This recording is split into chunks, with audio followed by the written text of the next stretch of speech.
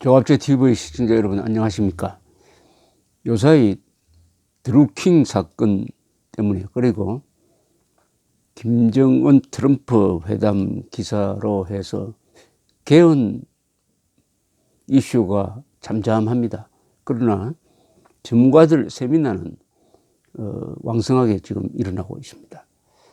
이 개헌에 과연 진정성이 있느냐, 문재인 대통령이 과연 개헌을 꼭 해야 되겠다는 의지가 있느냐 하는 데 대해서 의심하는 전문가들의 견해도 있습니다.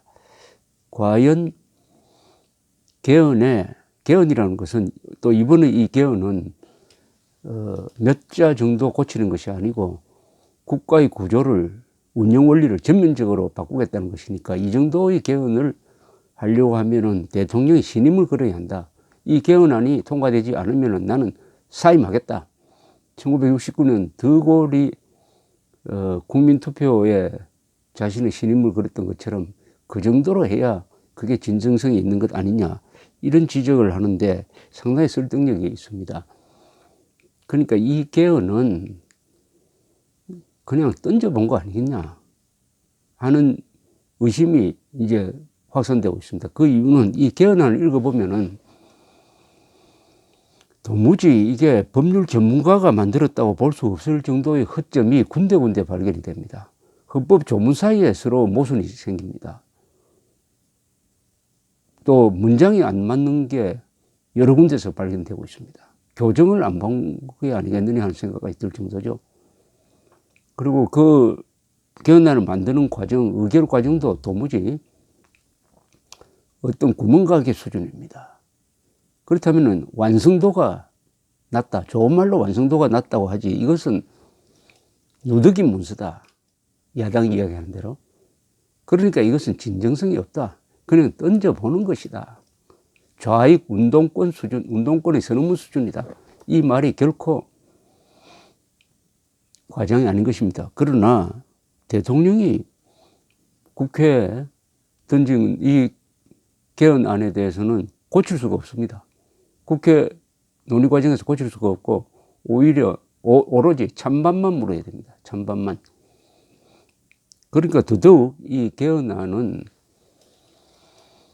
이 정권의 속내만 드러냈을 뿐 실효가 있느냐, 이것은 문재인 정권의 패착이다, 이런 생각도 듭니다. 그러나 따질 건 따져봐야 됩니다. 여기에 이 부칙 제3조가 이게 참 흥미로운 게 하나 붙어 있습니다. 이 헌법 개정 제안 당시 대통령 임기는 2022년 5월 9일까지로 하며 중임할 수 없다. 이렇게 적혀 있는 게, 이게 처음에는 이런 해석이 강했습니다. 문재인 대통령을 당선시킨 작년 5월 10일의 대통령 선거는 일종의 보궐선거이므로 임기는 잔여 임기다. 그러니까 지난 2월 24일에 대통령의 임기는 끝난 것으로 봐야 한다. 이런 주장을 몇 사람의 법률 전문가들이 제기를 한 적이 있습니다. 사실은 그런 제기를 할 소지가 충분합니다. 왜냐하면 헌법과 법조문 어디에도 보궐선거로 당선된 대통령의 임기가 잔여 임기냐 아니면은 5년이냐는 데 대한 명시 규정이 없어요. 그러면 유권 해석인데, 이 중대한 대통령 임기를 유권 해석으로 처리한다는 것 자체가 이게 좀 코미디죠. 그러니까 이번 헌법 개정이 진정성이 있다면 그 문제를 확실하게 이 헌법 조문에 넣었어야 합니다. 그런데 그렇게 넣지 않았어요. 그런데 난데없이 2022년 5월 9일까지 문재인 대통령의 임기가 계속된다, 이렇게 적어놓은 걸로 봐서는 그 끄림칙한 그 잔여 임기 여부에 대해서 그 논란을 피하기 위해서 5년을 채운다라고 적은 것 같다, 이런 해석이 있었습니다. 그러나 찬찬히 생각을 해보니까 그게 아니고, 이 정도의 대규모 헌법 개정, 헌법을 새로 만드는 수준의 이런 헌법 개정은 과거의 전례로 보면은 통과되면은 국민투표로 확정이 되면은 대통령을 새로 뽑아야 한다. 새로운 헌법에 의하여 대통령을 새로 뽑아야 한다. 는 이야기가 맞고, 그렇다면 문재인 대통령은 이 헌법 개정안이 확정되면 물러나야 한다. 새로운 대통령 선거를 위해서. 물러나면 어떻게 되느냐. 문재인 대통령은 다시 출마할 수가 없습니다. 다시 출마할 수가 없습니다. 그것을 피하기 위해서 헌법이 개정되더라도 대통령만은 임기를 채운다. 요 명시 규정을 넣었다. 이 주장이 맞는 것 같습니다. 맞는 것 같습니다. 그 논란을 피하기 위해서. 자, 그럼 이제 우리 70년 헌정사도 몇 가지의 사례가 있는 것입니다. 헌법이나 법률은 판례가 매우 중요합니다. 판례가. 그리고 관례가 중요합니다. 이 민주주의 국가는 전통을 이어가야 됩니다. 그러나 좌파는 전통과 미풍양속을 인정하지 않으니까 새로 뒤엎는 걸 좋아하죠. 그러나 민주주의 국가는 혁명을 인정하지 않습니다. 그것은 전통, 관례를 소중하게 여긴다는 것이죠. 그러면 관례를 한번 보겠습니다. 지금부터. 우리나라 헌법 개정이 여러 번 이루어졌는데 제5차 헌법 개정은 1962년 12월 26일 국민투표로 확정되었습니다. 이게 이른바 제3공화국 헌법입니다. 그 전해에 5.16 군사혁명 주체 세력이 등장했고 재헌 수준의 전면적 개정을 했습니다. 여기에 부칙이 2조가 이렇게 되어 있습니다. 이 헌법에 의한 최초의 대통령과 국회의원 선거 및 최초의 국회 집회는 이 헌법의 공포일로부터 1년 이내에 한다. 1년 이내에 한다. 그러니까 대통령 선거를 국회의원 선거와 더불어 1년 이내에 한다. 이렇게 시기를 못을 박았습니다. 실제로 첫 대통령 선거는 개헌이 확정된 이후에 10개월 뒤에 했습니다. 두 번째, 이른바 유신 선포가 1972년 10월 17일에 이루어졌습니다. 그 뒤 11월 24일에 국민투표로 유신헌법 개정이 확정됐습니다. 이른바 이것을 유신헌법이라고 불립니다. 부칙은 국회의원 총선거는 이 헌법 시행일로부터 6개월 이내에 한다라고 규정하였지만은 대통령을 뽑는 통일주체 국민회의 선거에 대해서는 명시적으로 시한을 밝히지 않았습니다. 그러나 대통령 선거는 새로운 헌법이 공포된 날로부터 한 달이 지난 12월 23일에 있었습니다. 그러니까 새로운 헌법에 의해서 새 대통령 선거가 있었던 것입니다. 그 다음 박정희 대통령 시해 사건, 이른바 11.6 사건이죠. 그리고 12.12 사건, 5.17 계엄 확대 등의 격동을 거치면서 신군부가 등장을 해가지고 헌법을 새로 만듭니다. 이게 제5공화국 헌법입니다. 국민투표로 확정된 것이 1980년 10월 25일이었습니다. 이것도 아주 권력 구조를 대폭 고친, 그러니까 단임제를 규정한 것 등등 헌법 제정 수준의 큰 규모 개헌이었습니다. 부칙 제2조에 이렇게 적혀 있습니다. 이 헌법에 의한 최초의 대통령과 국회의원 선거는 1981년 6월 30일까지 한다. 그러니까 이것도 새 헌법에 의해서 새 대통령을 뽑아야 한다. 이렇게 적었습니다. 실제로 대통령 선거는 헌법 확정 넉 달 후인 1981년 2월 25일에 있었습니다. 전두환 대통령이 당선되었습니다. 그 다음에 다시 그 유명한 1987년 직선제로 돌아간 제6공화국 헌법은 이것도 전면적으로 개정이 되었습니다. 부칙 1조에 의하면 새로운 헌법에 의한 헌법의 시행일을 있을 모습을 봤습니다. 부칙 1조는 헌법 시행일을 1988년 2월 25일부터로 한다라고 이야기하고, 이 헌법에 의한 최초의 대통령 선거는 헌법 시행일 40일 전까지 실시한다. 그래서 새로운 헌법에 의한 새 대통령 선거를 실시하게 된 거죠. 그게 87년 12월 16일에 있었고 노태우 대통령이 당선됐습니다. 권력구조 및 다른 조항을 크게 바꾼 개헌의 경우에 헌법 개정 이후 수개월에서 1년 안에 새로운 헌법에 의한 대통령 선거가 있었음을 우리가 알 수가 있습니다. 개헌 당시의 대통령은 개헌 이후에는 선출될 때의 헌법과 내용이 본질적으로 달라진 헌정 질서를 관리해야 합니다.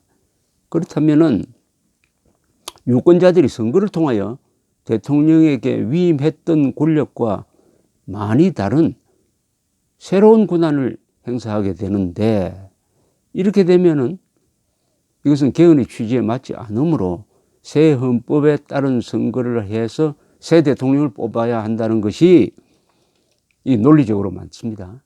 그러니까 과거에 이렇게 한 것입니다. 한두 대목 고치는 것은 괜찮지만은 권력 구조를 바꾸고 특히 대통령의 임기를 바꾸는 그런 개헌을 했을 때는 그때 대통령은 물러나고 새로운 헌법으로 새 대통령을 뽑아야 한다. 이것은 너무나 상식적으로 말이 맞는 것이죠. 그런데 간접 선거로 당선된 대통령이 직선제를 규정한 헌법 제도 하에서 계속 직무를 수행하는 것은 모순이다. 또는 지금 문재인 대통령처럼 단임제로 당선된 대통령이 연임제를 허용하는 헌법 구조 안에서 계속 직무를 본다는 것은 그것도 맞지 않다. 그러니까 새로운 선거를 해야 한다. 이런 뜻입니다. 그런데 현행 헌법 규정에 의하면은 헌법 개정을 했을 때는 개정 당시의 대통령은 그 혜택을 받지 못하게 되어 있으니까 출마를 할 수가 없습니다. 그러니까 문재인 대통령은 물러나면은 그것으로 말하자면은 끝이고 다른 사람들과 같이 출마를 할 수가 없게 되는 것이죠. 출마를 할 수가 없게 되는.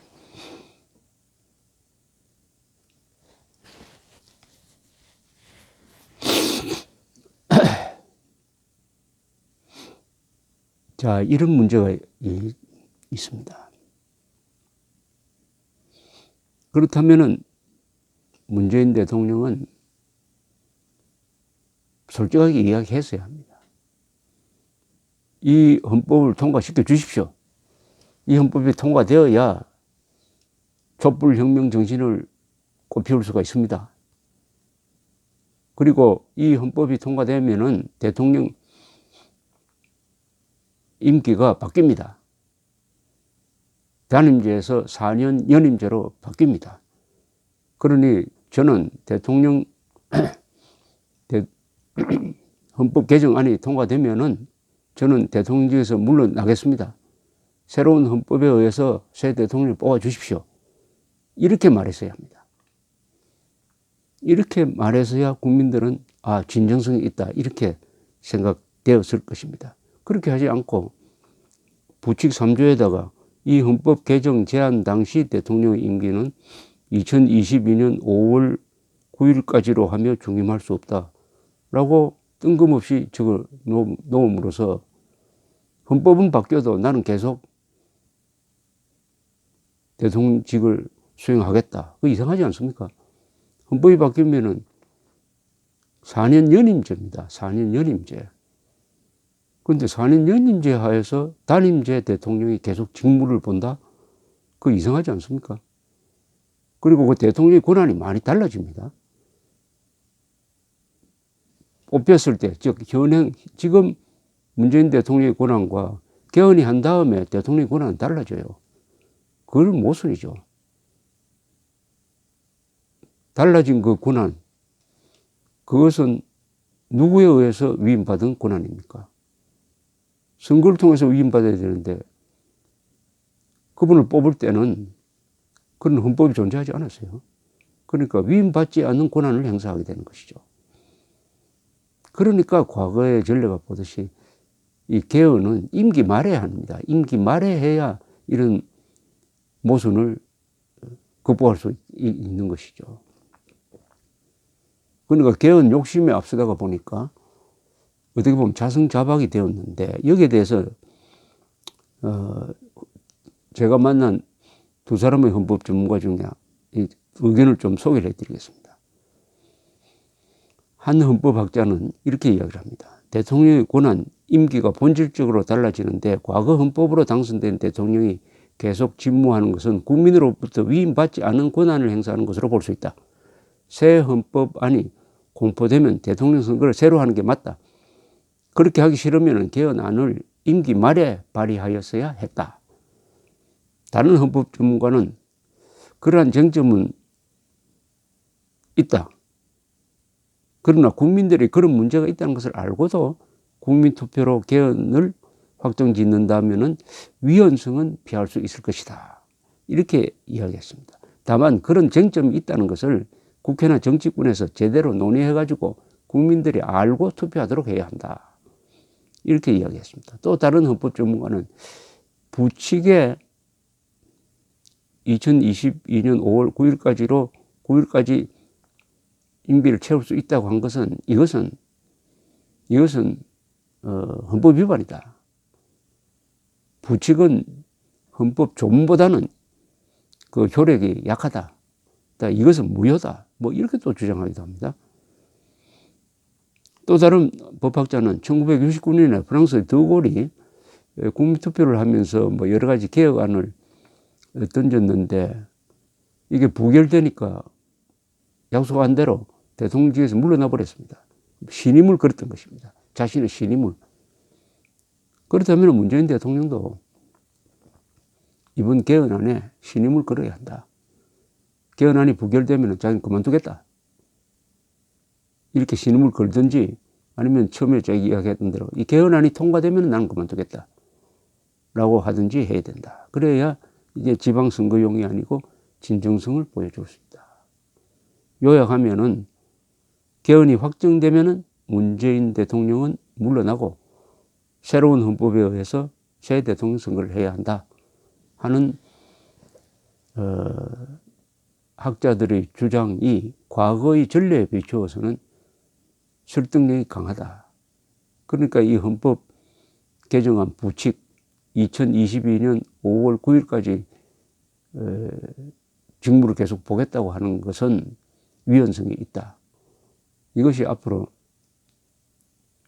국민들 사이에 많이 알려져야 헌법 공부도 되고 이번 개헌의 의도도 제대로 파악할 수 있을 것이라고 생각해서 말씀드렸습니다. 감사합니다.